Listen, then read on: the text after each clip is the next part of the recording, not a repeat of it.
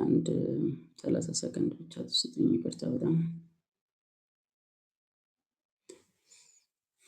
እሺ። ይሄኛውን እንግዲህ ደጋግመን የምንለውን ነገር ዛሬም ማስታወስ ይኖርብናል። እንግዲህ በተለይ ብዙ ጊዜ የምትኖሩ ልጆች ተደግሞ ሲነገር እንደማትሰለቹ ተስፋ አደርጋለሁ።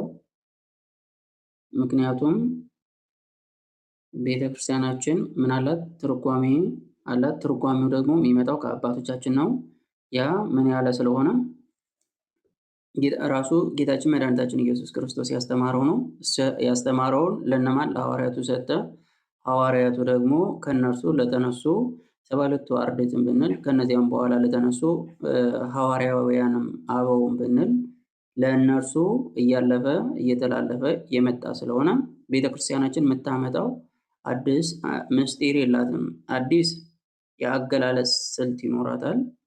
አዲስ የትምህርት መንገድ ወይም ደግሞ ምሳሌ ይኖራታል። ከዚያ ውጭ ግን የሚመጣ ጥንት ያልነበረ አዲስ ጥንት ያልተገኘ ሌላ የምታመጣው ነገር ቤተክርስቲያን የሌላት ስለሆነ የምናስተምረው የቀደመውን ነው። ስለዚህ ደጋግመን የምንናገረው ተመሳሳይ ነገር ሊኖር ይችላል ማለት ነው። ስለዚህ ይሄኛውን የመጽሐፍ ቅዱስ ክፍልም ቢሆን ስንረዳ የምንረዳው እንዴት ነው? መጀመሪያ ምን ማለት ያስፈልጋል? ይሄ መጽሐፍ ቅዱስ ክፍል የሚናገረው መልእክት ወይ ደግሞ በዚህ የምናነበው ምንባብ ትርጉሙ ምንድን ነው ብለን ከመነጋገራችን በፊት እዚህ ያለው ገጸ ንባብ ከየት የተገኘ ነው ወይም ደግሞ እየተነጋገርንበት ያለነው ኃይለ ቃል መነሻው የት ነው የሚለውን መጀመሪያ አስቀድሞ ማወቅ መሰረታዊ ነገር ነው ብለናል። መጽሐፍትን ከመተርጎም በፊት ወይም ደግሞ ስለ ኃይለ ቃል ከማውራታችን በፊት ዲቤትም የሚባለው እንግዲህ ዘመን አመጣሽ ወይ ደግሞ ቀድሞ የነበረ ተዋጽኦ እና ክርክርም ቢሆን ክርክር ቀድሞ የነበረ ነው። በነገራችን ላይ ራሱ ጌታችን መድኃኒታችን ኢየሱስ ክርስቶስን የሚከራከሩት ነበሩ። የዓለማት ፈጣሪ እሱ ሁሉን የተሰወረውንም የሚመረምር የሚገልጥ እሱ ሰው ያሰበውን ገና በህሊናው እንኳን በደንብ መስመር ሰርቶ ከመታወቁ በፊት የሚመረምር እሱ ክርስቶስን የሚከራከሩ ጲሳሳውያን ነበሩ። ከሱ በኋላ የተነሱ እነ ቅዱስ ጳውሎስንም ቢሆን በአጠቃላይ 12ቱን ሐዋርያትም ቢሆን የሚከራከሩ በዘመኑ ነበሩ። ክርክር የነበረው ነው። ከዚያም በኋላ ሶስቱ አበይት ጉባኤያት ያስፈለጉበት ምክንያቱም መነሻው ምንድነው? ክርክር፣ ጥያቄና መልስ የነበረ ኑፋቄ የነበረ ጸንቶ የኖረ ስለሆነ በዚያ ለኑፋቄው ደግሞ መልስ ስለሚያስፈልግ ክርክር ነበረ። ግን ክርክሩ ምን ያስፈልገዋል? መሰረታዊ ጥያቄ ያስፈልገዋል። ያንን ለመመለስ ከሆነ ነው ክርክር የሚያስፈልገው። ለማሸነፍ ለመሸናነፍ ወይ ደግሞ ነጥብ ለማስቆጠር የሆነ ሳይሆን በዚያ ጥያቄና መልስ ወይ ደግሞ በዚያ ክርክር የሚታነሱ ያሉ እንደሆነ ወደ አባታቸው ወደ እግዚአብሔር ቤት የሚመጡ ያሉ እንደሆነ ወደ መዳን የሚደርሱ ያሉ እንደሆነ እግዚአብሔር ምሕረቱን የሚሰጣቸው ሰው ነፍሳት ያሉ ከሆነ ለእነሱ ሲባል ምን ያስፈልጋል? ጉባኤ መስራት። ከዚያ ደግሞ መጽሐፍትን እየገለጡ በአፍ የመጣውን በአፍ በመጽሐፍ የመጣውን ደግሞ በመጽሐፍ አሳፍሮ መመለስ ከአንድ ኦርቶዶክሳዊ የሚጠበቅ ግዴታ ነው ማለት ነው። ይሄ በነገራችን ላይ ለሚችል ሰው ተብሎ የሚሰጥ አይደለም፣ ግዴታ ነው። ግዴታ የሚሆነው ግን እንዳልኳችሁ ጉንጭ አልፋ ክርክር ልክ አሁን በእኛ ሰፈር እንዳለው በቲክቶክ እንዳለው ዛሬ አንድ ጥያቄ ነገ ደግሞ የሆነ እንደ ፖለቲካ ሌላ ጥያቄ እየያዙ ያችን ማመንዠግ አይደለም። እሱ ግዴታም አይደለም፣ እንድንሳተፍበት አንገደድም። የፈለጉ በልዩ ልዩ ምክንያት የሚሳተፉበት ሰዎች ይኖራሉ፣ እሱን አንነቅፍም። እግዚአብሔር ያበርታቸው ነው የምንለው። ግን ምን አይደለም ግዴታ የሚሆነው ለምንድን ነው? ለመዳን የሚጠይቁን ያሉ እንደሆነ ለመዳናቸው መሰናክል የሆነባቸው ጥያቄ ያለባቸው ሰዎች ያሉ ከሆነ እነሱን ማሳመን፣ ክርስቶስን ለእነርሱ መግለጥ፣ የመጽሐፍ ቅዱስን ዓላማ ለእነርሱ ማስረዳት ግን እንደ አንድ ኦርቶዶክሳዊ ውዴታችን ሳይሆን ግዴታችን ስለሆነ ያንን ለማብራራት መጀመሪያ የሚቀድመው ምንድን ነው? የሚነሳው ቃል ወይ ደግሞ ሰዎች ጥያቄ ያነሱበት ነገር ህሊናቸውን የቆረቆራቸው ነገር ለመቀበል የከበዳቸው ነገር መገኘው የት ነው የሚለውን ቀድሞ ማወቅ ያስፈልጋል ማለት ነው። እንዳለበት ቦታ ቃሉ እንደሚገኝበት ቦታ ትርጓሜው በዛው መሰረት የሚሄድ ስለሆነ ማለት ነው። ስለዚህ ቃሉ የአዲስ ኪዳን ቃል ቢሆን የብሉይ ኪዳን ቢሆን በብሉይ ኪዳንም ክፍል ያለው የምናጠናበት መንገድ አለ። በአዲስ ኪዳን ደግሞ ያሉ መጽሐፍት ምን አላቸው? ክፍል አላቸው ማለት ነው። እነሱን የምናጠናበትም ደግሞ ምን አለው? የወንጌል ክፍል የሆነ እንደሆነ የምናጠናበት መንገድ ልዩ ነው። ወይም የምንተረጉምበት ቤተክርስቲያን የምትተረጉምበት መንገድ ልዩ ነው። መልእክታት የሆኑ እንደሆነ የታሪክ ክፍል የሆነ እንደሆነ ወይም ከራእይ የሆነ እንደሆነ ቃሉ ምን ያስፈልገዋል? ባለበት ቦታ መጀመሪያ መነሻው ምንድን ነው የሚለውን ማየት ያስፈልጋል ማለት ነው። ሁልጊዜ እንደምንለው የቅዱስ ጳውሎስ መልእክታትም እንዲሁም ቅዱስ ጳውሎስ ማንነቱን እናውቃለን። ቀድሞ ምን የሆነ ትንቢትን ወይም ኦሪትን የሚያውቅ ሊቅ የነበረ የኦሪት ተማሪ ሆኖ ያደገ ከዚያ ደግሞ ምን የሆነ የሊቃውንት ጉባኤ አባል እስከመሆን የደረሰ ለቤተ ክርስቲያን ቅናት የነበረው ሰው እንደሆነ እናውቃለን። የተጠራበትን መንገድም እናውቃለን። ከዚያ በኋላ የነበረውን ቅንዓተ ቤተ ክርስቲያን እናውቃለን ማለት ነው። ከዚያ ቀጥሎ የሚጽፍላቸው አብያተ ክርስቲያናት አሉ። ለግለሰቦችም የጻፉ አለ። በኋላ እየቆየን እንሄድበታለን ማለት ነው። ስለዚህ ለሚጻፍላቸው ሰዎች መጀመሪያ ቅዱስ ጳውሎስ ማንነት አወቅን። የሚጽፍላቸውን ቦታዎችና ሰዎችን እናውቃለን። ለነሱ ከጻፈ እንዲጽፍላቸው ያስገደደው ምክንያት ምንድን ነው የሚለውን ደግሞ መነሻውን ማወቅም ያስፈልጋል ማለት ነው። ለተሰሎንቄ ክርስቲያኖች እንዲጽፍላቸው ያስገደደው ነገር ምንድን ነው የሚለውን መግቢያችን ላይ የተነጋገርነውን አስታውሰን ወደ ዛሬው እንገባለን ማለት ነው። የተሰሎንቄ ክርስቲያኖች መጀመሪያ በሁለተኛው ጉዞ የተገኙ ከዛ ከፊልጵስዩስ እንደተመለሰ ያገኛቸው በዚያ መከራ ሲጸናበት ወደ ተሰሎንቄ ገባ። በተሰሎንቄ ደግሞ ገሚሶቹ ተቀበሉት፣ የበዙቱ ደግሞ የሚቃወሙት ሆኑ። በዚያውም ደግሞ ለማስተማር እንኳን ከብደውት ወዴት ሄደ? ወደ ቢሪያ ሄደ። ከዚያ ደግሞ አሳደዱት። በቢሪያ የነበሩ ክርስቲያኖች ደግነቱ ሁሉም ክርስቶስን ወደ ማመን ወንጌልን ወደ መቀበል በአብ በወልድ በመንፈስ ቅዱስ ስም ተጠምቀው የእግዚአብሔር ልጅነትን ምን ብለው አግኝተው ነበረ? በምኑ? በእርሱ ስብከት የተነሳ። ከዚያ በኋላ እነዚህ በተሰሎንቄ የነበሩ የእርሱ ተቃዋሚ አይሁዳውያን ምን አሉት? እሱን አባረሩት። ከየት? ከተሰደደበት ከቢሪያ ወዴት ሄደ? ወደ አቴና ሄደ። በአቴና ደግሞ ትናንት በምዕራፍ 3 ላይ ስንነጋገር እንደነበረው ምን አለ? ባይቻለን ቢሳነን ራሳችንን ችለን ተቀመጥን። ነገር ግን ደግሞ መቀመጥ ባንችል እናንተ እንዲጎበኛችሁ ማንን? ጢሞቴዎስን ወንድማችንን ላክ ነው ብሎ እንደጻፈ መጀመሪያ በዚያ በአቴና ሆኖ ጢሞቴዎስን ወደ እነማን ላከው? ወደ እነዚህ ወደ ተሰሎንቄ ክርስቲያኖች እንዲጎበኛቸው ላከው። በመጣ ጊዜ ጢሞቴዎስ ምን ሆነው አገኛቸው? እነዚህን በእነርሱ ያላመኑት ወይም ደግሞ አይሁዳውያን የነበሩ በመገጸራቸው የሚመኩ የሚመጻደቁ የነበሩት ምን አደረጓቸው? የበዙትን መከራ የሚያጸኑባቸው ሆኖ ነበር። ገንዘባቸውን ይዘርፏቸዋል፣ ይገርፏቸዋል። ከነሱ ደግሞ ወንድምና አባቶቻቸውን የሚገሉባቸው ሆኑ። ያላቸውን ንብረት መውሰድ አንድ ነገር ነው። እነሱን ገርፎ መከራ ማጽናት ደግሞ ሌላ ነገር ነው። ከዚያ የከፋው ደግሞ በክርስትናቸው በክርስቶስ በማመናቸው የቅዱስ ጳውሎስን ትምህርት በመቀበላቸው ምክንያት ከመናቅም አልፈው የሚሆኑ የሚገደሉ ሆኑ ማለት ነው። ይሄኛው ነገር በስጋ መከራ መቀበላቸው ብቻ ሳይሆን ከነሱ የተወሰኑ ሰዎች ማለት ክርስቶስን ከተቀበሉ የተወሰኑ ሰዎች ምን የሚሆኑ ሆኑ? ተስፋ የሚቆርጡና ወደኋላ የሚመለሱ ሆኑ ማለት ነው። ለምን? ከነሱ ሲሞት እግዚአብሔር ግን በሐዲስ ኪዳን በቀልን ቶሎ የሚፈጽም ስላልሆነ ወይም በቀለኛ ስላልሆነ የማይቀጣቸው ቢሆን ምንድነው ምልክት የማያሳያቸው የማይቀስፍላቸው ቢሆን እግዚአብሔር የሌለ እየመሰላቸው ወደኋላ ማፈግፈግ ጀመሩ ማለት ነው። ወደኋላ ማፈግፈግ ጀመሩ። በዚህ ጊዜ ተስፋ እንዳይቆርጡ አንድ፣ ሁለተኛ ሌላ የተገኘባቸው በእነሱ በጣም ጠንካራው ነገር የተወሰኑት በእግዚአብሔር ፍቅር የነደዱ እርስ በርሳቸውም የሚዋደዱ ሆነው ተገኙ። ስለዚህ ፍቅረ እግዚአብሔርና ፍቅረ ቢጽ በአንድ የነበራቸው ነበሩ ማለት ነው። ይህንን ጥንካሬያቸውን ደግሞ ምን እንዲሏቸው? እንዲያጠነክሩት። ሶስተኛ በእነሱ የተገኘ ፍቅረ እግዚአብሔርና ፍቅረ ቢጽ ጋር አብረን የምናየው ቢሆንም ግን ደግሞ ሐዋርያትን እነሱን ያስተማሯቸውን ቅዱስ ጳውሎስንና ከእርሱ ጋር የነበሩትን ቅዱሳን ምን የሚሉ የሚወዱ ስለ እነርሱ ዕለት ዕለት የሚያስቡ ነበሩ ማለት ነው። ስለዚህ ስለኛ ብታስቡልን፣ ስለኛ እንደምትጨነቁ ስንሰማ እጅግ ደስ አለን። በእናንተ የተቀበልነው ስለ እናንተ ያየነው መከራ ሁሉ ምን እንዳይቆጨን ወይም ደግሞ እንዳንሰቀቅበት ሆነናል። በከንቱ እንዳልደከምን፣ በከንቱ መከራ እንዳልተቀበልን፣ በከንቱ ሰማዕትነትን እንዳልተቀበልን፣ እንዳልተሳደርን አይተናልና በዚህ ደስ ብሎናል ብሎ ስለ ሶስት ነገር ጻፈላቸው ብለን ነበር። ከነዚህ ከመጻፉ ምክንያቶች አንዱን ዛሬ ሲነበብ የሰማችሁ ስለ ትንሣኤ ሙታን በዚያውም ደግሞ እነሱ ተስፋ ስለቆረጡ በስጋ ከነሱ ስለተለዩ ወንድሞቻቸው የጻፈላቸውን ነው የተነበበው። እሱ ነው የምንቀጥለው ማለት ነው። ዘግይታችሁ ለመጣችሁ ዛሬ የተነበበው ክፍል የመጀመሪያዊቱ የሐዋርያው ቅዱስ ጳውሎስ መልእክት ወደ ተሰሎንቄ ሰዎች 4ኛ ምዕራፍ ነው ማለት ነው። ከቁጥር 1 ጀምረን እያነበብን እንቀጥላለን ማለት ነው። አሁንም ወንድሞቻችን ሆይ በእኛ ዘንድ እንደታዘዛችሁ በሚገባ ትሄዱ ዘንድ እግዚአብሔርንም ደስ ታሰኙ ዘንድ ደግሞ እንደሄዳችሁ ከፊት ይልቅ በዚሁ ታበዙና ትጨምሩ ዘንድ በጌታችን በኢየሱስ ክርስቶስ እንነግራችኋለን፣ እንማልዳችኋለን። በጌታችን በኢየሱስ ክርስቶስም ያዘዝናችሁን ትእዛዝ ታውቃላችሁ። የእግዚአብሔር ፈቃድ ይህ ነውና እርሱም ከዝሙት ትርቁ ዘንድ መቀደሳችሁ ነው። ሁሉም እያንዳንዱ ገንዘቡን ይወቅ፣ በንጽህናና በክብር የሚጠብቀው። እግዚአብሔርን እንደማያውቁት እንደ አረማውያንም በፍትወት ድል አትነሱ።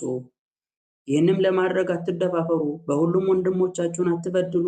አስቀድሜ እንደነገርኳችሁና እንዳዳኘሁባችሁ በዚህ ሁሉ እግዚአብሔር የሚበቀል ነውና፣ እግዚአብሔር ለቅድስና እንጂ ለርኩሰት አልጠራንምና። አሁንም የሚክድ መንፈስ ቅዱስን የሰጣችሁን እግዚአብሔርን እንጂ ሰውን የካደ አይደለም ይላል። እስከ ቁጥር 8 ያለው ቃል ነው። ወንድሞቻችን ብሎ የሚጀምረው ምዕራፍ በተከፈለበት ወንድሞቻችን እያለ ነው የተሰሎንቄ የመጀመሪያው መልእክት የሚጽፈው። ያው የመከፋፈሉ ነገር በየምዕራፍ የመሆኑ ነገር ከቅዱስ ጳውሎስ ጋር ቀጥታ የሚገናኝ ነገር የለውም። ቁጥር መሰጠቱ ከሱ ጋር የሚገናኝ ነገር የለውም። ግን ዋናው ነገር በመልእክቱ በበዛው ክፍል ወንድሞቻችን እያለ የሚጽፈው ቅዱሳን እያለ የሚጽፈው ነገር ምክንያቱ ምንድን ነው ቢባል ብዙ ጊዜ እንዳልነው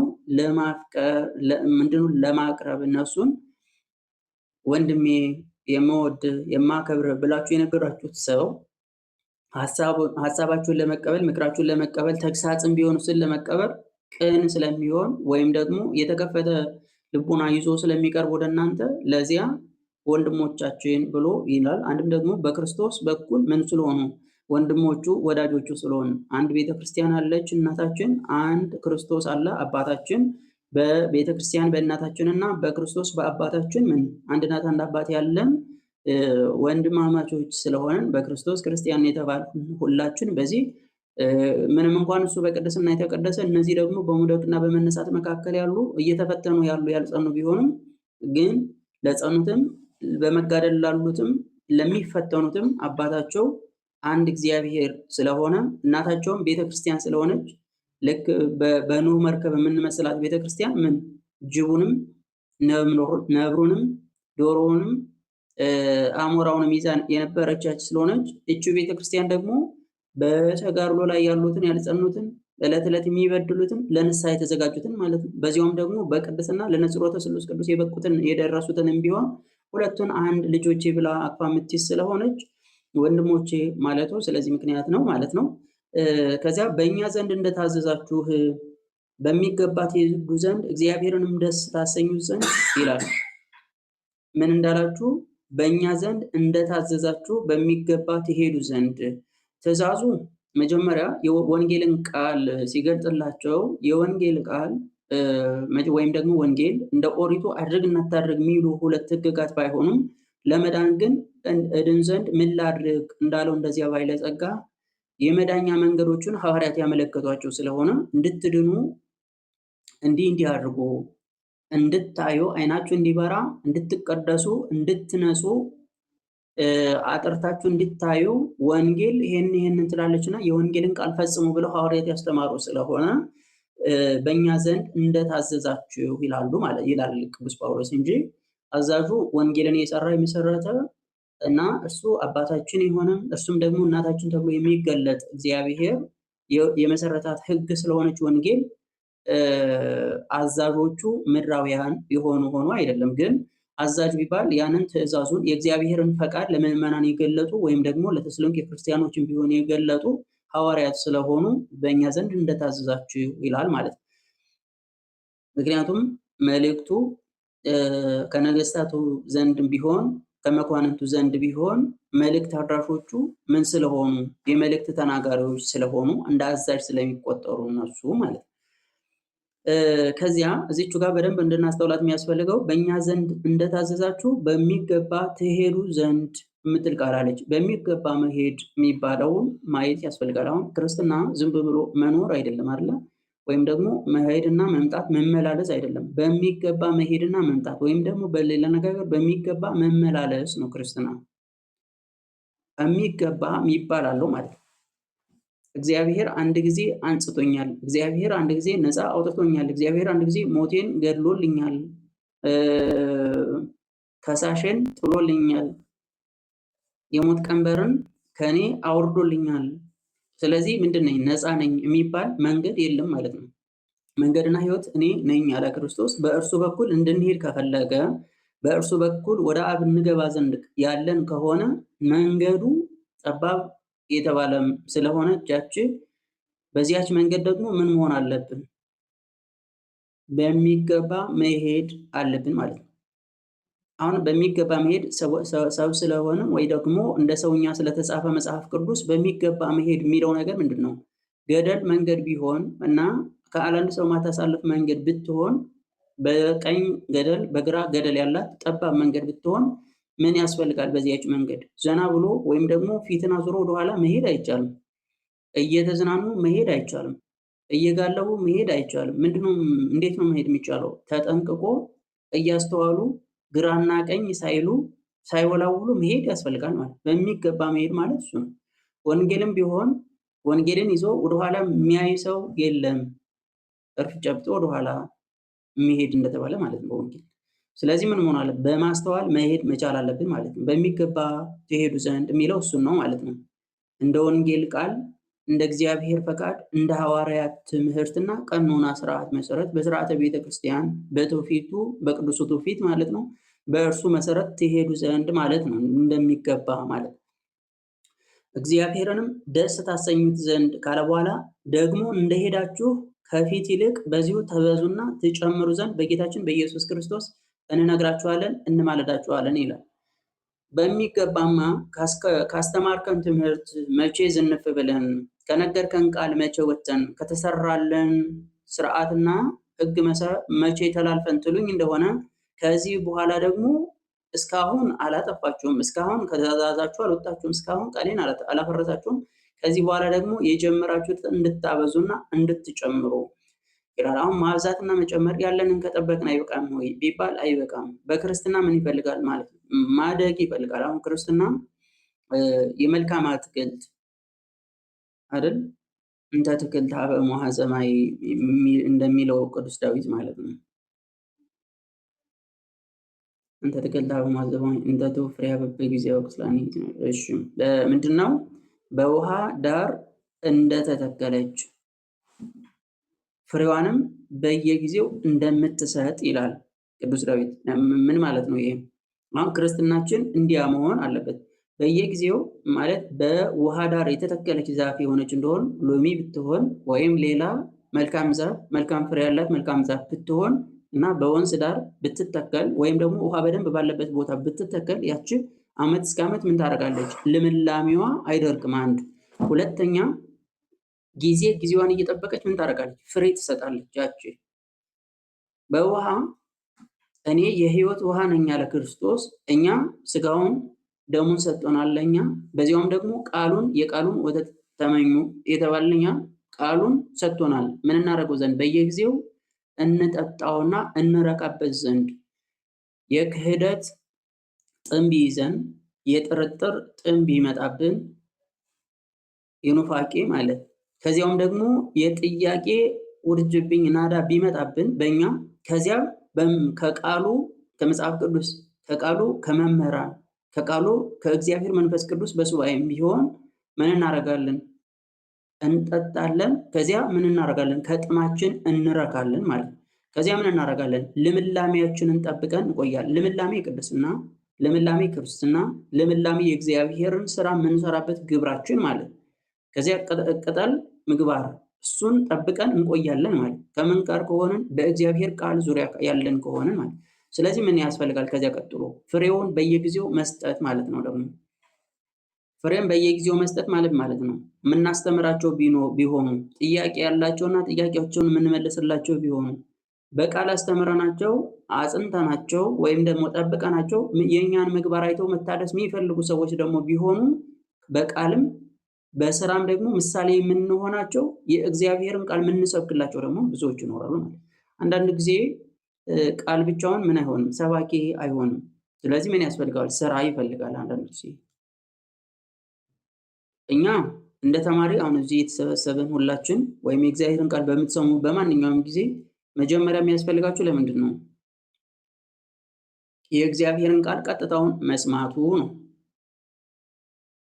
ስለዚህ ከሚያስተምራችሁ መምህር ምንም ትቀበላላችሁ፣ ቃሉን ትሰማላችሁ፣ የእግዚአብሔርን ትእዛዝ ትቀበላላችሁ። እሱ ለእናንተ በቂ ነው ለምትማሩ ሰዎች።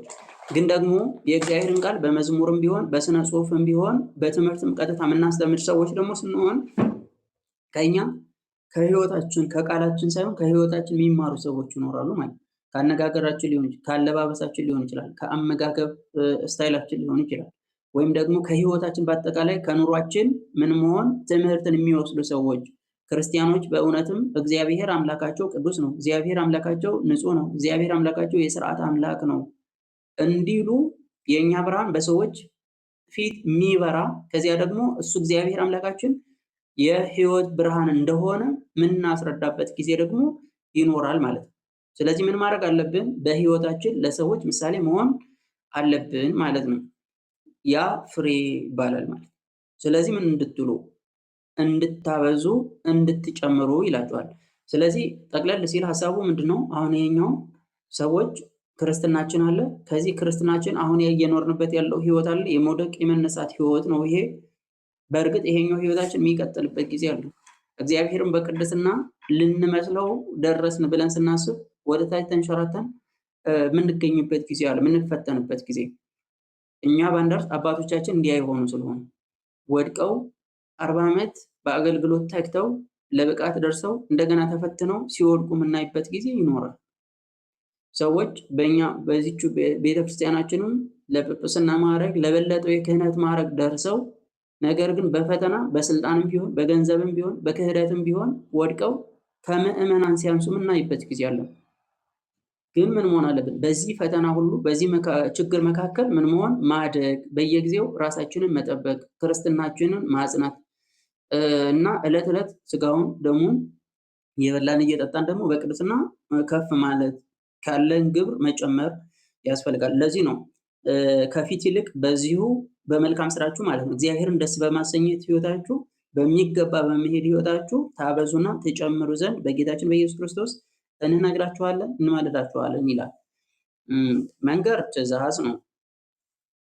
መንገር ምክር ነው። እንነግራችኋለን ካለ በኋላ ግን እንማልዳችኋለን ይላል። ደግሞ ይሄኛው ምልጃ ደግሞ ልመና ነው። ሰዎች እንግዲህ አሁን የሐዋርያትን አገልግሎት ስናየው ከኛ ዘመን የሚለየው እንዴት ነው? ለሰዎች ህይወት የሚጨነቁበት የእናትነት ወይም የእግዚአብሔር መልክ ያላቸው ስለነበሩ ለድሮ ብቻ እንሰጣለን። መምህራን ምን ይሆናሉ? ለልጆቻቸው መዳን ይጨነቃሉ፣ ይሳሳሉ። ስለዚህ እንዲድኑላቸው እግዚአብሔርን እንዲመስሉላቸው በህይወት እንዲኖሩላቸው በኃጢአት እንዳይወድቁባቸው ምን ያደርጋል? ይለምናሉ ማለት ነው። የሚለምኑ ለራሳቸው ክብር አይደለም። ቅዱስ ጳውሎስ የሚበላው የሚጠጣውን እንኳን ከሰዎች ላለመቀበል ምን የሚያደርግ ነበረ? ራሱ ስራ ሰርቶ የሚያድር የነበረ ሰው ነው። ግን ምን ያደርጋቸዋል? እነሱን ይለምናቸው ይማልዳቸው ነበር። ምን እንዲሉ? እንዲድኑ ማለት እንዲድኑ ስለራሳቸው ህይወት። እሺ በጌታችን በኢየሱስ ክርስቶስም ያዘዝናችሁን ትእዛዝ ታውቃላችሁ፣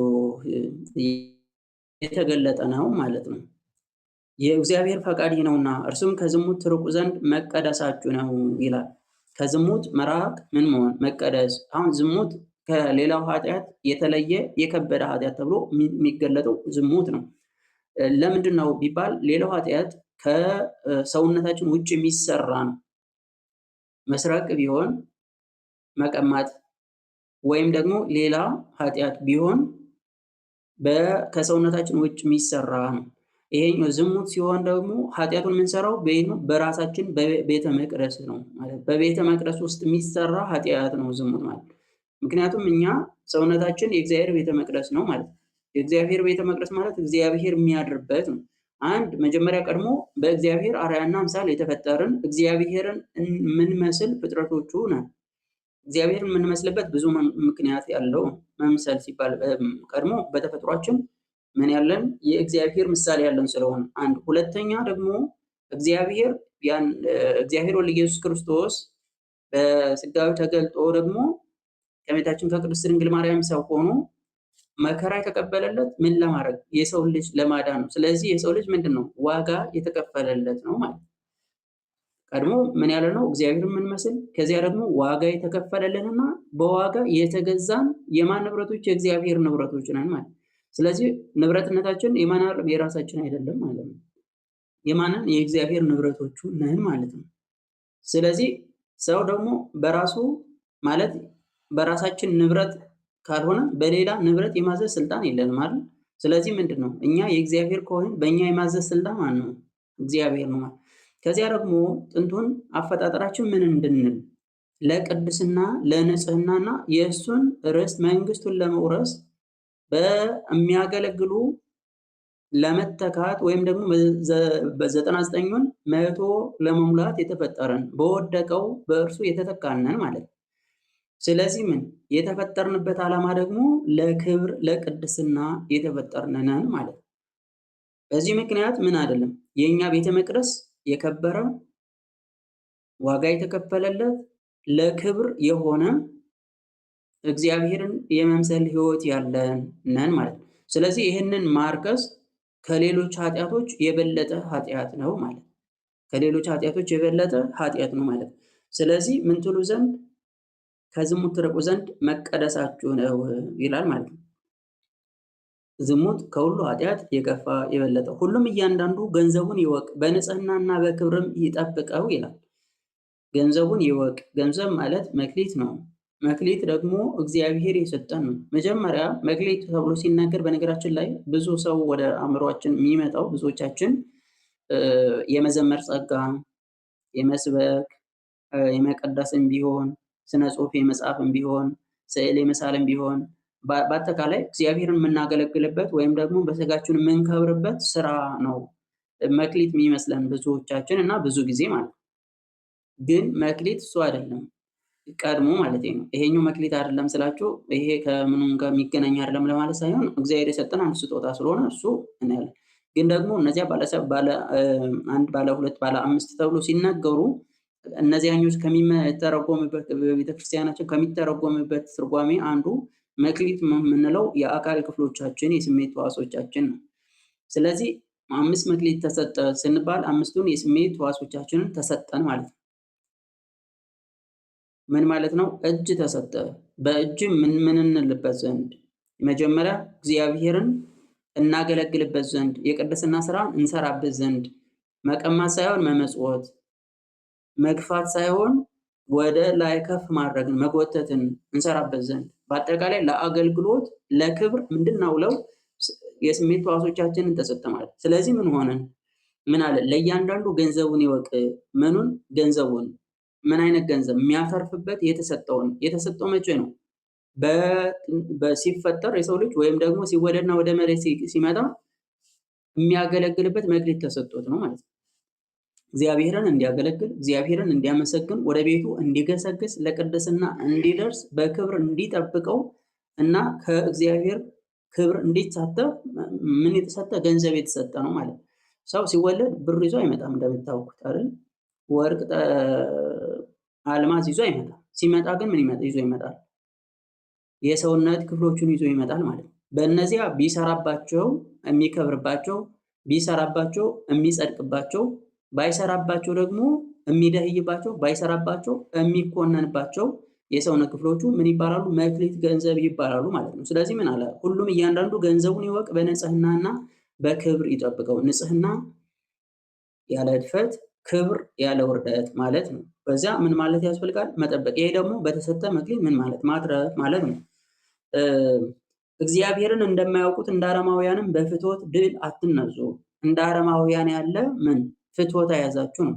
እነሱ ጥንቱን ምን ሕግ ስርዓት የሌላቸው ስለሆኑ እንደ እንስሳት የሚንጠላጠሉ ናቸው። አንድ ሁለተኛ ያንን ፍትወታቸውን ደግሞ ያለ ሕግ ያለ ስርዓት ከፈለጉት ከፈቀዱት ጋር የሚፈጽሙት ነው ማለት ነው። በውጭ እንዳለው ማለት ነው። ማግባት ለግድ ላይሆን ይችላል። የግድ ላይሆን ይችላል ብቻ ሳይሆን የግድ አስገዳጅም አይደለም። ሁለቱ ከተስማሙ ከመንገድ ተያይዘው ሄደው አብረው የስጋ ፈቃዳቸውን መፈጸም ከዚያ ደግሞ አብረው መኖር ይችላሉ። አንድ በፈለጉት እና በፈቀዱት ሁኔታ የስጋ ፈቃዳቸውን መፈጸም ይችላሉ። በቅድስት ተዋሕዶ ቤተክርስቲያናችን ወይም ደግሞ እንደ እግዚአብሔር ትእዛዝና ሕግ እንደ አዲስ ኪዳን ስርዓት ግን ምን አንልም። እኛ ክርስቲያኖች ፈቃዳችን በተነሳ ጊዜ ለፍትወት ምን በረከክ ምን ወድቅ አንሆንም። ከፈቀድነውም ጋር ደግሞ ፈቃዳችንን ምንፈጽም አይደለንም። በጋብቻ አንድ ካልሆኑ ሴትና ወንድ ምን አይሉም። በጋብቻ አንድ ካልሆኑ ቤተክርስቲያን ካላጸደቀችላቸው፣ ቤተክርስቲያን ካልባረከቻቸው፣ እግዚአብሔር የተገኘበትን ሰርግ ካላረጉ እና ጋብቻ ካላረጉ በስተቀረ ምን አይሆንም። ሁለቱ አንድ እንዲሆኑ የእግዚአብሔር ፈቃዱ አይደለም። ከዚያ ውጭ የሆነው ግን ምን ይባላል? ዝሙት ይባላል። በፍትወት መቃጠል መውደቅ ይባላል ማለት ነው። ስለዚህ ምን እናደርግ? ሰውነታችንን ከኃጢአትና ከርኩሰት የምንጠብቅ ነን ማለት ነው። የእግዚአብሔር ፈቃዱ የቤተክርስቲያንም ውዷ እንዲያ ስለሆነ ማለት ነው። ሌሎቹ የሆኑ እንደሆነ ከቤተሰብም ቢሆን ከአንድ ከሁለት ከሶስት ጋርም ቢሆን የፈቃዳቸውን የሚፈጽሙ ቤተክርስቲያን ግን ኦርቶዶክስ ተዋሕዶ ግን የእግዚአብሔር ፈቃዱ ግን ምን አንድ ከአንድ እርሱ የተወደደ የተቀደሰ ይባላል ማለት ነው። ስለዚህ እንደነሱ አይነት መቃጠል በፍትወት እንዳትነዱ ድል እንዳትነሱ ይላቸዋል ማለት ነው። ይህንንም ለማድረግ አትደፋፈሩ፣ በሁሉም ወንድሞቻችሁን አትበድሉ፣ አስቀድሜ እንደነገርኳችሁ እንዳዳኘኋችሁ በዚህ ሁሉ እግዚአብሔር የሚበቀል ነውና ይላል። ሁለቱን ነገር እንያዝ። መጀመሪያ የወንድሞቻችሁን የሚለው ለእነዚህ ለተሰሎንቄ ክርስቲያኖች ያለ ነገር የመጣ አይደለም። ቅድም አስቀድመን ለዚህ ለተሰሎንቄ ክርስቲያኖች የመጻፉን ምክንያት ስናወራ ምን ብለን ነበረ? ከዚህ በፊት በእነዚህ ዘንድ ራሳቸው ዙሪያቸውን ያሉ ሰዎች ያገኟቸው ሁሉ የሚገላቸው፣ የሚሳለቅባቸው፣ ገንዘባቸውን የሚዘርፍባቸው፣ ዝቅ የሚያደርጋቸው፣ የሚያንቋሽሻቸው ቢሆን እነርሱ ፍቅርን አጸኑ። ከእግዚአብሔር ጋር ያላቸውን ፍቅር እና ከወንድሞቻቸው ጋር ያላቸውን ፍቅር ግን ካለመጽናታቸው የተነሳ ከእነሱ መካከል ምን የሚያደርጉ ሆኑ? ከወንድሜ ጋር ከተዋደድኩማ የእርሱ የሆነው ሁሉ የኔ የሆነው ሁሉ የእሱ አይደል ብለው የወንድሞቻቸውን ሚስት የሚወስዱ ተነሱ። ከእነሱ መካከል ገሚሶቹ እንደምን አስበውት ነበር? ይሄንን የእግዚአብሔርን ፈቃድ እንደመፈጸም እና እንደ መልካም ስራ አይተውት ነበር ማለት ነው። ያለንን ሀብቱን ንብረቱን እንደምንካፈለው ሰው አብሮ እንደሚጠቀመው በኃጢአትም እንዲያ አስመሰሉት ማለት ነው። ስለዚህ ለዚህኛው እንደ አረማውያን ወንድሞቻችሁን አትበድሉ የሚለው ማለት ይሄ ወንድሞቻችሁን አትበድሉ የሚለው በዚህ በዝሙት በኩል የአረማውያንን የመሰለው ዝሙት ማለት ነው። ለምንድን ነው ቢባል ወንድምን መበደል እንዴት ነው የተባለው ቢባል የወንድም ሁለቱ ሴትና ወንድ ወይም ደግሞ ባልና ሚስት ሁለቱ አንድ አካል ናቸው። በሚስት የሚደረገው በደል በተለይም ደግሞ በዚህ በዝሙት በኩል ያለው በደል በምንድን ነው? በባል በኩል እንደሚፈጸም ነው ማለት ነው። ምክንያቱም የሁለቱ አንድ ሕግ ያላቸው አንድ ስርዓት ያላቸው በአንድ በእግዚአብሔር ፈቃድ አንዲት ሁለቱ አንድ አካል የሆኑበት ሚስጥር ስለሆነ አንዱን የሚያረክስ ሰው ሁለተኛውን አረከሰው ማለት ነው፣ በደለው ማለት ነው አይደል? ስለዚህ ወንድሙን መበደል ብሎ የሚናገረው የወንድምህን ሚስት የምታረክስ ከሆነ የወንድምህን ሕግ አፈረስክ ወይም ደግሞ የወንድምህን ሕግ ጣስክ ማለት ነው። ስለዚህ ወንድምህን አረከስከው ማለት ነው፣ ወይም ደግሞ ወንድምህን በደልከው ማለት ነው። ስለዚህ ነው የሚናገርላችሁ። በሁሉም ወንድሞቻችሁን አትበድሉ፣ አስቀድሜ ይህንን ነገር ነግሬያችኋለሁ።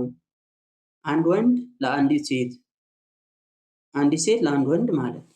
ስለዚህ ይሄ የእግዚአብሔር ፈቃዱ የእግዚአብሔር ስርዓቱ ነው። ቤተክርስቲያን ለክርስቶስ እንደታጨች፣ ክርስቶስ ቤተክርስቲያን እንደሚጠብቃት፣ ቤተክርስቲያን ደግሞ ለክርስቶስ እንድትታዘዝላት የባልና የሚስት ስርዓቱ እንዲህ ነው የሚል ነው። አስቀድሜ እንደነገርኳችሁ እና እንዳዳኘሁባችሁ የሚለው የመጀመሪያው በቆሮንቶስ ክርስቲያኖች እንግዲህ ሁለት አይነት ትርጓሜ ነው በቤተክርስቲያናችን በዚህ ያለው። ሁለት አይነት ትርጓሜ ስላችሁ ደግሞ የሁለት የተለያዩ አካላት ምንድነው ዲቤት የሚያደርጉበት የሚከራከሩበት ማለት አይደለም። እሱ እንዲህ አይደለም። አንደኛ ይሄኛው ቃልና ትእዛዝ ለቆሮንቶስ ክርስቲያኖች የታዘዘው ነው። የቆሮንቶስ ክርስቲያኖች እና የተሰሎንቄ ክርስቲያኖችስ ልዩ ቢሉ ደግሞ እነዚህኞችን ክርስቲያኖች የተሰሎንቄ ክርስቲያኖችን ቅዱስ ጳውሎስ ቅድም እንዳልኳችሁ ከፊልጵስዩስ እንደተመለሰ በሁለተኛው ጉዞ ምን ብሏቸው ነበር? አስተምሯቸው ነበር ማለት ነው።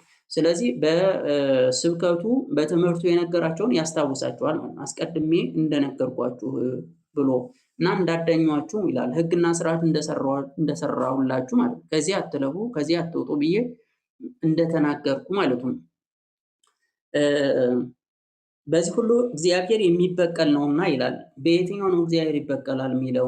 አንደኛ ሰው የወንድሙን የሆነውን ነገር ለራሱ ቢያደርግ፣ የማይገባ ነገር ቢሰራ፣ እግዚአብሔርን ትእዛዙን ቢያፈርስ፣ ሕጉን ቢጥስ እግዚአብሔር በእርሱ ምን ይላል? በቀል ያመጣበታል፣ ይበቀለዋል ማለት ነው። ሕጉን ስላላከበረ እግዚአብሔር ርስቱን መንግስቱን ከመውረስ ይከለክለዋል ማለት ነው። ይከለክለዋል ሕግ አፍራሽ ስለሆነ የእግዚአብሔርን ቤተ መቅደስ ስላሳደፈ ክብርን አያገኝም፣ ለሐሳር ለውርደት ይሆናል ማለት ነው። አንድ ሁለተኛ ቅድም ስንል ነበረ እነዚህ ወንድሞቻችን ሌሎች የማያምኑ እግዚአብሔርን ባለማመን የጸኑ ወይም ደግሞ የክርስቶስን አምላክነት ለመቀበል ያልፈለጉ ቅዱስ ጳውሎስን ሲያሰቃዩ የነበሩ እነዚህን ክርስቲያኖች ምን የሚሏቸው? መከራ የሚያጸኑባቸው፣ የሚንቋቸው፣ የሚያንቋሽሻቸው፣ ሀብትና ንብረታቸውን የሚዘርፉ፣ የሚገርፏቸው፣ ከዛ ግፋ ሲል ደግሞ የበዙትን የሚገሉ ሆኑ። በዚህ የተሰላቹ ሌሎች ክርስቲያኖች ደግሞ ወደኋላ የሚያፈገፍጉ ክርስቶስ እኛን አልወደደንም፣ ትቶናል፣ አይበቀልልንም እያሉ ወደኋላ የሚመለሱ ሆኑ። ለነዚህ መልስ ጽፎላቸዋል ብለን የለ። ስለዚህ ምን አላቸው? መልስ ሲጽፍላቸው እግዚአብሔር ዝም ሲል የሌለ ሲዘገይ የማይመጣ የማይደርስ የሚመስላችሁ አይሁን። እግዚአብሔር በጊዜው ጊዜ ምን ይላል? ይበቀልላችኋል ይላችኋል ማለት ነው። እግዚአብሔር የሚበቀል ነው። ክርስቲያኖችን ለሚያሳድዱ መልስ የሚሰጥ፣ ለሚገድሉ መልስ የሚሰጥ፣ በዋሉበት አናሳድር ባደሩበት አናውል ለሚሉ ለነሱ እግዚአብሔር ምን የሚበቀል አምላክ ነው ብሎ ይነግራቸዋል ማለት ነው። እግዚአብሔር ለቅድስና እንጂ ለርኩሰት አልጠራንም። የዝሙታቸውን ነገር ነው። አሁንም የሚክድ መንፈስ ቅዱስን የሰጣቸውን እግዚአብሔርን እንጂ ሰውን የካድ አይደለም። እግዚአብሔርን የሚክድ ክርስቶስን የሚክድ የሐዋርያትን ትምህርት የሚክድ ሩቅ ብእሲን የሚክድ አይደለም። እሱ ክርስቶስ ምንድን ነው? አምላክ ነው። አምላክ ሲሆን ፍጹም አምላክ ነው፣ ፍጹም ሰው ነው። እሱ ደግሞ ለእኛ ምናችን የአብን የወልድን የመንፈስ ቅዱስን ነገር ወይም ደግሞ ምስጢረ ሥላሴን የተረዳንበት ያየንበት የተገለጠበት መንገድ ስለሆነ ክርስቶስን የሚክድ ወይም ደግሞ ወንጌልን የሚክድ ሌላ የሚክደው ሩቅ ብእሲን ሰውን አይደለም። የሚክደው ማንን ነው የሚባል? እግዚአብሔርን ነው። ሰማያዊውን፣ ዘላለማዊውን፣ ክቡሩን፣ ቅዱሱን፣ ንጹሑን እግዚአብሔርን የሚክድ ነው እንጂ ሰውን ሩቅ ብእሲን የሚክድ አይደለም የሚል ነው።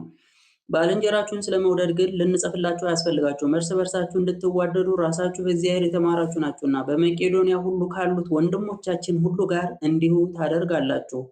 ነገር ግን ወንድሞቻችን ሆይ ትበዙና ትጨምሩ ዘንድ እንማልዳችኋለን።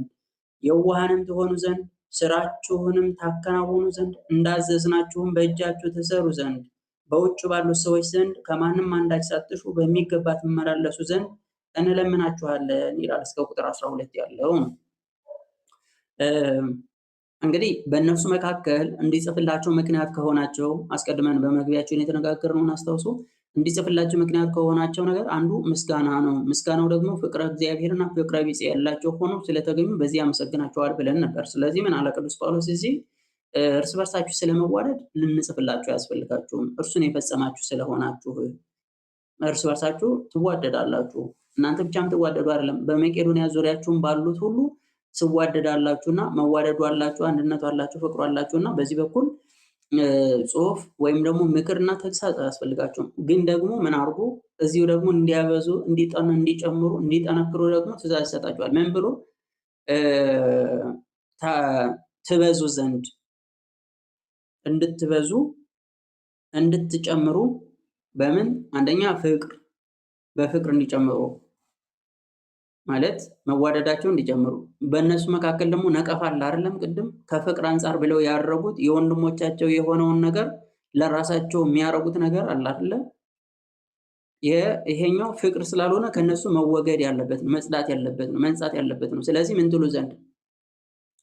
ትበዙና ትጨምሩ ዘንድ ይላቸዋል ማለት ነው። እሱን እንማልዷችኋለን። ከዚያ የዋሃንም ትሆኑ ዘንድ ስራችሁንም ታከናውኑ ዘንድ እንዳዘዝናችሁም በእጃችሁ ትሰሩ ዘንድ በውጭ ባሉ ሰዎችም ዘንድ ከማንም እንዳይሳትሹ በሚገባ ትማላለሱ ዘንድ እንማልዳችኋለን። በውጭ ካሉት አንዳቸው አትሹ ማለት ምን ማለት ነው መሰላችሁ? ይሄኛው አሁን እግዚአብሔር በአንድም በሌላ የሚሰራ በአንድም በሌላ የሚያግዝ በአንድም በሌላም ክብር የሚጨምር ከሆነ ከውጭ ካሉት እንዳይሳትሹ የሚለው ነገር ምንድን ነው የሚያመለክተው ቢባል ሰውን ተስፋ የሚያደርግ ከሌላው የሆነ ነገር የሚጠብቅ ሰው ያንን የጠበቀውን ባያገኝ የተስፋ ያደረጋቸው ሰዎች ሳይደርሱለት ቢቀሩ በዚያ ተስፋ ቆርጦ ወደኋላ የሚመለስ ስለሆነ ከእግዚአብሔር ውጭ በውጩ ነገር ምን ማድረግ ተስፋ ማድረግና በዚያ መታመን አይገባም ለማለት ነው።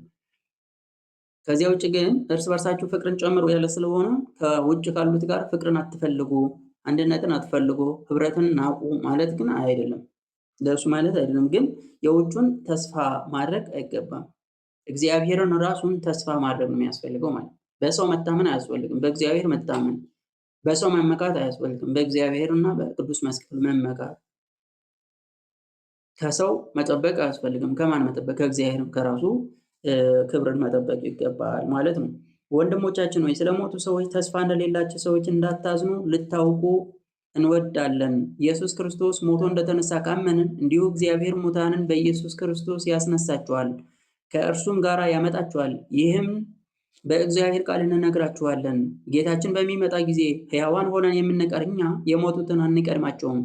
ጌታችን ራሱ በትእዛዝ በመላእክትም አለቃ ድምፅ በእግዚአብሔር መለከት ከሰማይ ይወርዳልና በክርስቶስም የሞቱ ሙታን አስቀድመው ይነሳሉ።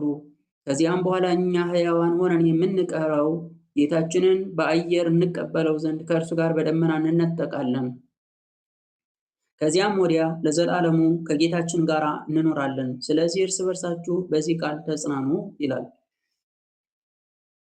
እስከ ፍጻሜ ያለው ቃል ነው። ስለ ቃሉ የቃሉ ባለቤት ልዑል እግዚአብሔር አምላካችን ስሙ ያከበረ የተመሰገነ ይሁን።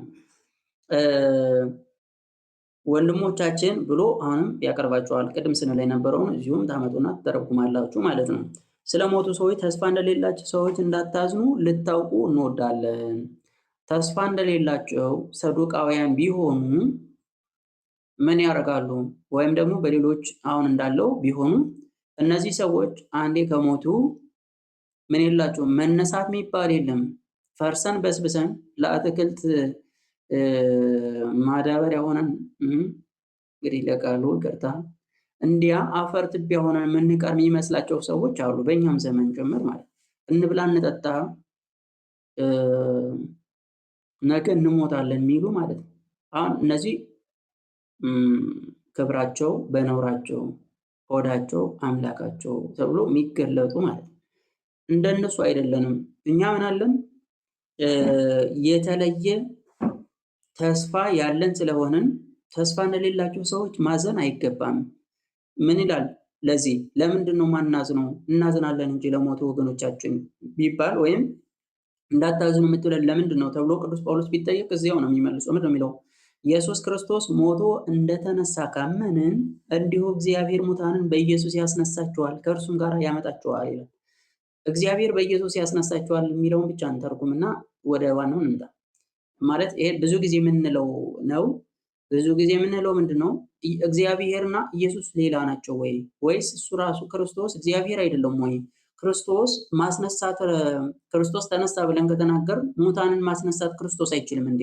ወይስ የሚያስነሳቸው እግዚአብሔር ከክርስቶስ ልዩ ነው እንዴ ቢባል አይደለም። ታዲያ ምንድነው በኢየሱስ ያስነሳቸዋል ቢባል ኢየሱስ ክርስቶስ ጌታችን አምላካችን መድኃኒታችን ኢየሱስ ክርስቶስ ሲመጣ የሚመጣው በምንድን ነው? በግርማ መለኮት በክበበ ትስብእት ይመጣል። ምን ማለት ነው? ሁለቱም መለኮትን የሚያየው የለም አይደል? ወይም ደግሞ የሚወስነው የሚከልለው ሊመለከተው የሚችል ደግሞ የሰውነት መጠን የለም። ወይም ደግሞ ስጋዊ ሊመለከቱ አይችልም ማንም እግዚአብሔር መለኮትን። ስለዚህ ምን ማለት ነው? በክበበ ትስብእት ማለት በጌታችን መድኃኒታችን ኢየሱስ ክርስቶስ ሲገለጥ እንዴት ነው የተገለጠው? ከእመቤታችን ከቅድስት ድንግል ማርያም ሲወለድ በጠባብ ደረት በአጭር ቁመት የተገለጠ ነው። ስለዚህ የሚመጣውም እንዲያ ነው ማለት ነው። ነገር ግን መጀመሪያ ቀድሞ ሲመጣበት እንደነበረው እንደ መጀመሪያው ምጽአቱ ግን በደካማ ማንነት የሚመጣ ግን አይደለም። ያ ማንነቱ ፍጡራን ወይም ደግሞ አይሁዳውያን በእርሱ ጅራፍ ሲያነዝሩ ሲገርፉት ለመገረፍ የበቃ ወይም ደግሞ እሺ ያለ የታዘዘ እጁን በምስማር ሲቸነክሩት እጁን የዘረጋ ለመቸንከር የፈቀደ እሺ ያለ የታዘዘ ጎኑን በጦር ሲወጉትም ለዚያ እሺ ያለ ራሱን በኩላብ ሲቀጠቅጡትም እነ መጻጉዕ በጥፊ ሲመቱትም ለዚያ እሺ ያለ የታዘዘ ነበር የመጀመሪያው ምጽአት። በሁለተኛው ምጽአቱ ግን እንዲህ አይልም። ግርማ መለኮት ምንል እንዲህ እያስፈራ እያንቀጠቀጠ እያሸበረ በፊቱ ሊቆም የሚደፍር ማንም ሳይኖር በዚያ በሚያስፈራ ግርማው ይመጣል ማለት ነው። ሲመጣ ግን ሰው ሁሉ የወጉት ሁሉ እንዲያዩት ደግሞ መጀመሪያ በመጣበት መልክ ደግሞ ይገለጣል ማለት ነው። ስለዚህ የሚገለጥበት መንገድ ያ ስለሆነ በዚያ ክብሩ መጥቶ የሚገልጣቸው የሚያስነሳቸው ስለሆነ ኢየሱስ ክርስቶስን እግዚአብሔርን እያልን ለይተን ስንናገር ለስጋ እንቀጽላለን ወይም ደግሞ ስጋን ስለመልበሱ ሰው ስለመዋሃዱ የምንቀጽለው ነው ማለት ነው እንጂ እግዚአብሔር ስንል አብ፣ ወልድ፣ መንፈስ ቅዱስ ማለታችን ነው። እንደ ቅዱስ ዮሐንስ አፈወርቅ አብ በምንል ጊዜ በኩነት አንድ ለሆኑ ስለዚህ በህላዌ ማለቴ በህልውና አብ ብለን በምንናገር ጊዜ ወልድ መንፈስ ቅዱስ በአብ ህልዋን ናቸው። ወልድ በምንል ጊዜ አብ መንፈስ ቅዱስ በወልድ ህልዋን ናቸው። መንፈስ ቅዱስ በምንል ጊዜ አብ ወልድ በመንፈስ ቅዱስ ህልዋን ናቸው። በህልውና ምን የሚል ስላሉ የሚነጠሉ የሚከፈሉ የሚገነጠሉ ስላልሆነ አብ ወልድ መንፈስ ቅዱስ ማለት ነው። ስለዚህ ኢየሱስ ክርስቶስ በኢየሱስ እግዚአብሔር ያስነሳችኋል ስንል በስልጣኑ ያስነሳችኋል ማለት ነው። ቀለል ሲል እንዲልላችሁ ማለት ነው እንጂ የተለየ ትምህርት አለ። ከዚያ ምን አለ? ወደ ትምህርቱ ስንመለስ ኢየሱስ ክርስቶስ ሞቶ እንደተነሳ ካመንን እንዲሁ እግዚአብሔር ሙታንን በኢየሱስ ክርስቶስ ያስነሳችኋል፣ ከእርሱም ጋር ያመጣችኋል። ጌታችን መድኃኒታችን ኢየሱስ ክርስቶስ የክርስትና መሰረቱ ምንድን ነው? እግዚአብሔር ወልድ ከሦስቱ አካላት አንዱ በተለየ አካሉ ሰው ሆነ። ሰው በመሆኑ መጀመሪያ ቀድሞ በእኛ የነበረውን የጥል ግርግዳ በእግዚአብሔርና በሰው መካከል በፍጡርና በፈጣሪ መካከል የነበረውን የጥል ግርግዳ በስጋና በነፍስ መካከል የነበረው በሰውና በመላእክት ዘንድ በምድርና በሰማያት መካከል የነበረውን የጥል ግርግዳ አፈረሰ። ከአዳም እንወርስ የነበረውን ኃጢአታችንን ከኛ አራቀ። ሞታችንን ገደለ። ከባርነት ነፃ አወጣን። ከዚያ ያጣናትን ልጅነት መለሰልን። የተገፈፍነውን ጸጋ መልሶ አለበሰን ብለን ምንናገር ስለሆነ መሰረታችን በምን ነው የሚመሰረተው? በክርስቶስ ማለት ነው። የቤተ ክርስቲያን የአዲስ ኪዳን መሰረቷ ክርስቶስ ስለሆነ ማለት ነው። ቀድሞ ቤተ ክርስቲያን በዘፍጥረት ወይም ደግሞ በፍጥረታት አፈጣጠር ሂደት ገና በዓለመ መላእክት የነበረች ናት እንላለን። ወደ ዓለመ መላእክት ደግሞ ተመልሰን ስንሄድ በዚያው አገልግሎት ደግሞ የቤተ ክርስቲያን አገልግሎት ይቀጥላል። ስለዚህ ምን ምንል ነው? እምነታችን ክርስቲያን ነኝ ለማለት አምስቱን አዕማደ ምስጢራት መሰረት አድርገን የምንነሳ ስለሆነ ለእነዚያ ደግሞ ምስጢረ ሥላሴ የመጀመሪያው ከምስጢረ ሥላሴ ደግሞ ምስጢረ ሥጋዌ የሚቀጥል ምስጢረ ሥጋዌ መሰረታችን ከሆነ ደግሞ የክርስቶስን ምን ማለት መወለድ፣ ከመወለዱ መጠመቅ፣ ከመጠመቅ መሰቀል፣ ከመሰቀል መቀበር፣ ከመቀበር መነሳቱን ከዚያ ማረጉና በአባቱ ቀኝ መቀመጡን አምነን ነው የምንጀምረው። ክርስትናችን እንዲያ ነው የሚጀምረው ማለት። ያንን ካመንን ደግሞ ክርስቶስ አርጎ አይቀርም፣ ይመጣል ለዳግም ድጋሚ። ከመጣ ደግሞ የሚመጣው ለፍርድ ነው ካልን በሚመጣ ጊዜ ብቻውን አይመጣም። የሞቱትን አሟሟታቸው ግን በስሙ ለክብር የሆነውን እነሱን ይዟቸው ይመጣል ነው። ያስነሳቸውና ምን ያደርጋቸዋል? ይዟቸው ይመጣል። ይህንን በእግዚአብሔር ቃል እንነግራቸዋለን። ጌታችን በሚመጣ ጊዜ ሕያዋን ሆነን የምንቀር እኛ የሞቱትን አንቀድማቸውም ይላል። ስለዚህ ምን ማለት ነው ይሄኛው? ዛሬ እናንተ ሕያዋን ሆናችሁ ስለሞቱት የምታዝኑ እነሱም ከገደሏቸውማ ብላችሁ ወደኋላ የምትመለሱ መመለስን የምትፈልጉ ብትሆኑ እንዲህ አይደለም። እናንተ ዛሬ ሕያዋን ብትሆኑ እነሱ በክርስቶስ ቀኝ ለመቆም በሚመጡ ጊዜ እናንተ ቀድማችኋቸው ያንን ርስት የምትወርሱ አይደለም። በክርስትና አለን፣ በእግዚአብሔር ቃል አለን፣ ቤተክርስቲያንን እየጠበቅን ነው፣ በንጽህና በቅድስና ጸንተናል እና የእግዚአብሔር መንግስት እንወርሳለን ብላችሁ ተስፋ ብታደርጉ እናንተ ግን የሞቱትን ቀድማችሁ በክርስቶስ ፊት የምትቆሙ አይደላችሁም፣ መንግስቱን የምትወርሱ አይደላችሁም፣ አንቀድምም ይላል። ጌታችን ራሱ በትእዛዝ በመላእክት አለቃ ድምፅ በእግዚአብሔር መለከት ከሰማይ ይወርዳልና በክርስቶስም የሞቱ ሙታን አስቀድመው ይነሳሉ። በእግዚአብሔር መለከት ሲል ምድራዊ መለከት፣ ምድራዊ ጥሪ ያለ ስለሆነ ሲለይ ነው። ከዚያም በኋላ እኛ ሕያዋን ሆነን የምንቀረው ጌታችንን በአየር እንቀበለው ዘንድ ከእርሱ ጋር በደመና እንነጠቃለን። ከዚያም ወዲያ ለዘላለሙ ከጌታችን ጋር እንኖራለን። ስለዚህ እርስ በርሳችሁ በዚህ ቃል ተጽናኑ ይላል። ምን በሉ? ተጽናኑ። በየትኛው ቃል? በጌታ ትንሣኤ ተስፋ ማድረግ ለሁሉ መድኃኒት ስለሆነ ወንሴፍ ትንሣኤ ሙታን ብንል የሙታንን መነሳት ተስፋ እናደርጋለን ብለን መጽናናት ያስፈልጋል።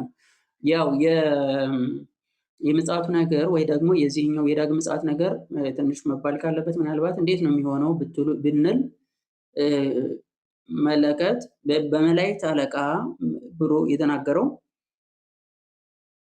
በመላእክት አለቃ ምን ይላል? መለከት ይነፋል ነው። ያ መለከት የሚነፋው በመልአኩ በቅዱስ ሚካኤል ነው። ሶስት ጊዜ ይነፋል። አባቶቻችን ትምህርት የመጀመሪያው ምን እንዲሉ ሙታን ከያሉበት እንዲሰባሰቡ ከያሉበት አውሬ የበላውን ቢሆን እሳት ያቃጠለውን ቢሆን ጎርፍ የወሰደውን ቢሆን በመቃብር አጥንቶ የተበተነውን ቢሆን ከያለበት ይለቃቀምና ይሰበሰባል። ማን ይሰበስበዋል? ነፋስ ይሰበስበዋል። ከዚያ በፊት በነገራችን ላይ ምን ይሆናል? በዚህ በምድር ያሉ ሰዎች ሁሉ ምድር አደራዋን ታስረክባለች። ሕያው ፍጥረት አይኖርም። ከዚያ ምድር ትዳመጣለች። ነፋሳት አሉ፣ የተዘጉ ነፋሳት ይከፈታሉ እነሱ። ስለዚህ መጀመሪያ ኮረብታው ምን ይበል? ዝቅ ይበል፣ ጎርባጣ መንገድ ይስተካከል አይደል? ሸለቆ ይሞላ ተብሎ እንደተነገረ ምድር መጀመሪያ ምን ትሆናለች? ትዳመጣለች ማለት ነው። ጎርባጣ አባጣ የሚባል አይኖራትም ማለት። ከተስተካከለች በኋላ እንዳልነው ምክንያቱ ተስተካክላ የምትጠብቀው ለምንድን ነው? ምድር ታልፋለች። እቺ አሁን ያለንባት ምድር እና ሌሎችም የዓለም መሬት የሚባሉት በሙሉ የሚያልፉ ናቸው። ጸንተው የሚኖሩ አይደሉም። ከምጽአት በኋላ አይቀጥሉም። እቺ ቀና ብለን ስናይ የምናገኘው ሰማይ የሚያልፍ ነው። ገነት የምታልፍ ናት፣ ሲኦል የምታልፍ ናት ማለት ነው። ስለዚህ ምንድነው የሚሆነው? እነዚህ ይዳመጡና ይስተካከላሉ። ሁላችን ምናንቀላፋለን ማለት ነው። ቀድሞ ካንቀላፋን በኋላ እነዚህ የመጀመሪያው መለከት ሲነፋ ሁሉም እየተበተነ ይሰበሰባል ነው። ሁለተኛው ወደ ትኩስ ሬሳነት እንቀየራለን ማለት ነው። ከዚያ ደግሞ ተዋህዶ ይሆንና ነፍስና ስጋ በተለየ አካል በአዲሱ ሰውነታችን የክርስቶስን መልክ ይዘን ምን እንላለን? ወደ ክርስቶስ እንጠራለን ማለት ነው። ወደ ክርስቶስ እንጠራለን። በክርስቶስ በቀኙም እግዚአብሔር እንግዲህ በቀኙ መቆምን ያድለን። ስለዚህ ምን እንሆናለን? እንቀበለው ዘንድ እናርካፍ እንላለን። የወጉት ሁሉ ያዩታል ነው። አመጣጡ ከምስራቅ ነው። በምዕራብ ያሉ ሁሉ ያያሉ። ማያይ ሰው አይኖርም። ከዚያ በፊት ሊሆን ዘንድ ያለው ብዙ ምልክት አለ። በልዩ ልዩ መልክ የተነገርነው ስለሆነ እሱን እንይዛለን። እንድናስተውል እግዚአብሔር አምላክ በቸርነቱ ይርዳን። አነሳስቶ ያስጀመረን እስከ ፍጻሜ የጠበቀን በመካከል ተገኝቶ የሚረባንን የሚጠቅመንን ያስተማረን የመከረን የገሰጸን የአባቶቻችን አምላክ አምላካችን ልዑል እግዚአብሔር ስሙ የከበረ የተመሰገነ ይሁን። ጥያቄ ካላችሁ ከታችን መጻፍ ትችላላችሁ።